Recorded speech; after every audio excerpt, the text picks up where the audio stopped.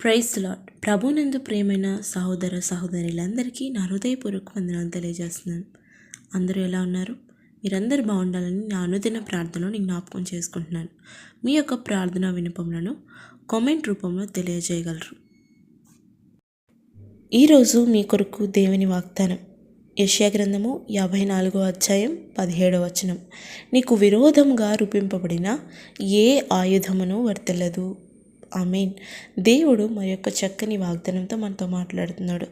నీకు విరోధముగా రూపింపబడిన ఏ ఆయుధమును వర్తిల్లదు. అవును, ఆత్మీయ జీవితంలో మనం గ్రహించినట్లయితే మనందరికీ ఒక విరోధి ఉన్నారు. అది ఎవరంటే మనం అనుకుంటూ ఉంటాం, నా బంధువులు, నా స్నేహితులు, పలానా వ్యక్తి నాకు విరోధి, నాకు శత్రువు అని మనం అనుకుంటూ ఉంటాం. కాదు పిల్లారా, దేవుని వాక్యం సెలవిస్తుంది, మీరు పోరాడుతున్నది మనుషులతో కాదు కానీ దుష్ట శక్తులతో, వాయుమండల శక్తులతో మనం పోరాడుతున్నామని మనం గ్రహించాలి. అవును, మనము అపవాదితో మనం పోరాడుతున్నాం. మన విరోధి, మనకందరికీ విరోధి ఎవరైనా ఉన్నానంటే అది అపవాది. మనం గ్రహించవలసింది, ఒక ఆత్మీయుడుగా, ఒక ఆత్మీయురాలుగా మనం గ్రహించవలసింది, ఒక వ్యక్తి మనల్ని కీడు చేయాలని, మనకి కీడు తలపెట్టాలని మనల్ని బాధ పెడుతున్నాడు, ఉద్దేశపూర్వకంగా మనకి కీడు తలపెడుతున్నారు అంటే మనము ఆత్మీయంగా గ్రహించవలసిన విషయం, వాళ్ళలో అపవాది ఉండడం వలన, అపవాది వాళ్ళకి దుష్ట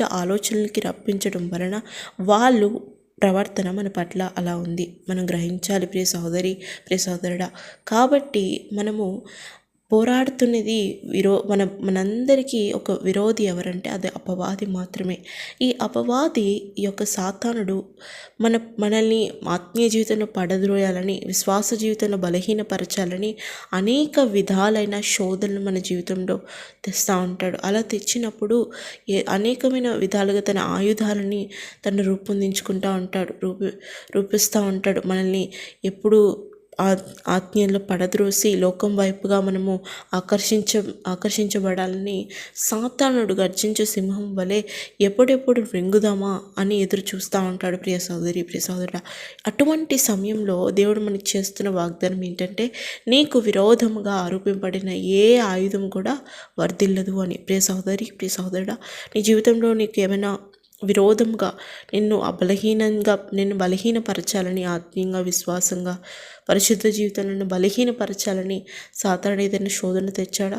అది ఒక వ్యక్తి రూపంలో కావచ్చు, ఒక అనారోగ్యం రూపంలో కావచ్చు, ఏదో ఒక రూపంలో, లోక ఆకర్షణల రూపంలో కావచ్చు, ఏదైనా కావచ్చు.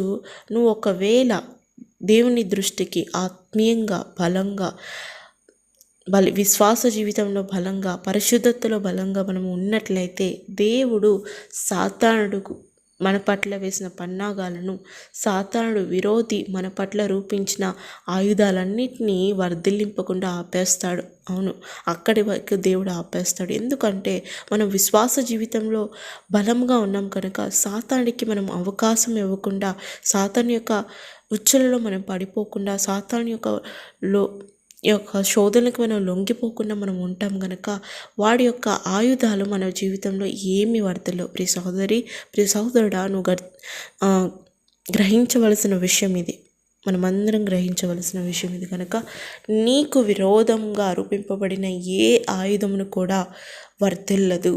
అది ఎప్పుడు సాధ్యమవుతుందంటే మనం విశ్వాస జీవితంలో, ప్రార్థనా జీవితంలో, ఆ పరిశుద్ధ జీవితంలో మనము బలంగా ఉన్నప్పుడు, దేవుని వైపు మనం దేవునిలో ఎక్కువగా పరిశుద్ధంగా బలంగా ఉన్నప్పుడు సాతానుడు మన పట్ల రూపించే ప్రతి ఆయుధం కూడా మనల్ని విశ్వాస జీవితంలో పడద్రోయాలని, బలహీనపరచాలని వాడు వేసే ప్రతి ఉచ్చులో కూడా మనము పడకుండా దేవుడు వాటన్నిటినీ వర్ధిల్లించకుండా ఆపేస్తాడు. అది ఎప్పుడు జరుగుతుందంటే మనం విశ్వాస జీవితంలో బలంగా ఉన్నప్పుడు. ఇటు వాగ్దానం మనందరి జీవితంలో నెరవేరబడును గాక. ఆమేన్, ఆమేన్. అందరూ నాతో పాటు ప్రార్థనలో ఏకీభవిద్దాం. స్తోత్రం తండ్రి, మహాపరిశుద్ధానికి వేలాది స్తోత్రం చెల్లించుకుంటున్నాం. అవునా తండ్రి, మాకు విరోధంగా రూపింపబడిన ఏ ఆయుధము కూడా వర్ధిల్లదు అని నీ వాక్యం సెలవిస్తుంది. అవునా తండ్రి, మాకు విరోధి అయిన అపవాది ఎన్నో విధాలుగా మమ్మల్ని పడద్రోయాలని, మమ్మల్ని బలహీనపరచాలని, మమ్మల్ని ఆత్మీయంగా పరిశుద్ధ జీవితంలో మనల్ని దెబ్బతీయాలని అనేక విధాలుగా గర్జించే సింహం వలె ఎప్పుడు మమ్మల్ని మృంగుదామా అని ఎదురు చూస్తున్నాడు. ఆ విషయం ఈ బైబిల్ గ్రంథంలో మీరు మాకు స్పష్టంగా తెలియజేస్తున్నారు. అవును, మాకు విరోధంగా ఎన్నో ఆయుధాలు రూపిస్తూ ఉన్నాడు అయ్యా. వాటన్నిటి నుంచి మేము అయ్యా దూరం కావాలంటే, అవన్నీ వర్ధిల్లకుండా ఆగిపోవాలంటే మేము బలముగా ఆత్మీయతలో పరిశుద్ధ జీవితంలో ప్రార్థనా శక్తితో మేము కలిగి ఉంటే వాటన్నిటినీ అడ్డంగించి మీరు వర్ధిలింపకుండా చేస్తారని మీరు మాతో చేసిన వాగ్దానాన్ని బట్టి వందనాలు. బిడ్డలందరి జీవితంలో ఇటు వాగ్దానాన్ని మీరు నెరవేర్చమని యేసు నామములో ప్రార్థిస్తున్నాం తండ్రి. ఆమేన్.